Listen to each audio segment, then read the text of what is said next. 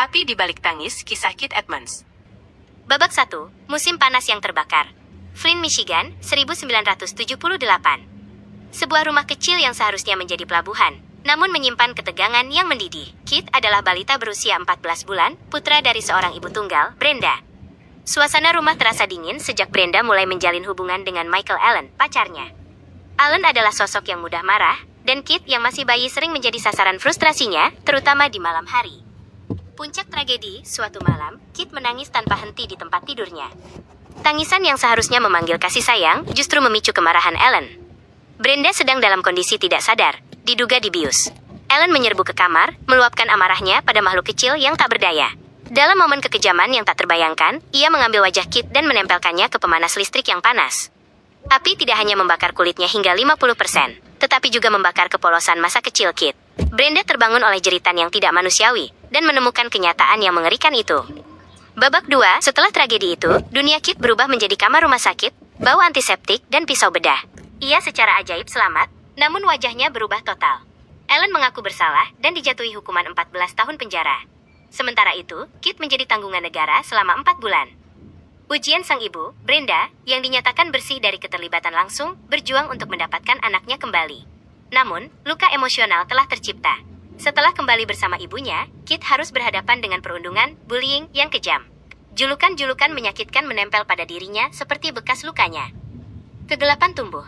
Seiring berjalannya waktu, rasa sakit yang tak terucapkan itu bermetamorfosis menjadi perilaku destruktif. Luka bakar fisiknya hanyalah cerminan kecil dari neraka batin yang ia alami. Babak 3, kebangkitan sang penyintas. Pada usianya yang ke-35, setelah bertahun-tahun hidup dalam bayang-bayang korban, Kit mencapai titik nadir dan ia menyadari ia harus memilih, mati sebagai korban atau hidup sebagai penyintas. Ia memutuskan untuk berhenti minum dan melepaskan dendam. Kit mulai melihat bekas lukanya bukan sebagai kutukan, melainkan sebagai simbol kekuatan untuk bertahan hidup. Ia menulis buku, menceritakan kisahnya secara terbuka, dan mulai berbicara di depan umum. Babak 4, tantangan dan kemenangan di balik meja kantor. Setelah menemukan kedamaian batin, Kit mengubah energi yang dulunya merusak menjadi ambisi yang fokus. Ia bertekad membuktikan bahwa seorang penyintas trauma dapat berhasil di lingkungan korporat yang paling menuntut. Langkah awalnya adalah menembus industri teknologi tinggi, mengambil peran penjualan korporat di Dell. Di sini, Kit menerapkan filosofi ketahanan yang ia pelajari dari jalanan. Ia melihat setiap target penjualan sebagai rintangan hidup, dan ia menolak untuk gagal.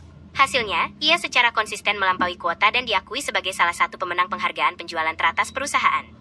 Kecerdasannya dalam bernegosiasi dan kemampuannya untuk terhubung dengan klien secara tulus, berkat empati yang ia peroleh dari penderitaan, menjadikannya bintang yang bersinar. Kit kemudian pindah ke Coca-Cola Company. Perusahaan ini memberinya sebuah ujian, rute penjualan terberat di Detroit dalam kota. Area ini dikenal sulit, penuh dengan masalah logistik dan tantangan sosial ekonomi. Coca-Cola mempercayakan rute ini padanya karena mereka melihat kualitas unik pada dirinya, kemampuan untuk mendekati masalah yang sulit dan mengubah keraguan menjadi kepercayaan. Ia berhasil menaklukkan tantangan itu, secara signifikan meningkatkan penjualan dan mendapatkan bonus yang mengesankan. Akhirnya, hasratnya untuk membantu masyarakat dalam membuat keputusan besar membawa Kit ke dunia keuangan. Ia menjadi manajer cabang di Annie Mac Home Mortgages. Sebagai seorang pemimpin, ia tidak hanya mengelola angka dan hipotek, tetapi juga membimbing timnya, 3 perusahaan besar ini, di bidang teknologi, barang konsumen, dan keuangan. Menjadi panggung bagi Kit untuk mendemonstrasikan bahwa ia bukan hanya seorang penyintas, tetapi seorang pemimpin bisnis yang tangguh dan efektif. Babak 5, warisan sang penyintas. Membayar kembali dan menyembuhkan dunia. Kesuksesan finansial dan korporat tidak membuat Kit melupakan dari mana ia berasal. Justru, kesuksesan itu memberinya sarana untuk memperkuat misi sejatinya. Pada tahun 2016, Kit mendirikan The Kit Edmonds Foundation, sebuah organisasi nirlaba yang berfokus pada anak-anak korban pelecehan dan penelantaran. Fondasi ini adalah cara nyatanya untuk menjangkau anak-anak yang kini berada dalam situasi yang ia hadapi 38 tahun sebelumnya. Kit bertransformasi dari eksekutif penjualan menjadi pembicara utama, keynote speaker, yang sangat dicari.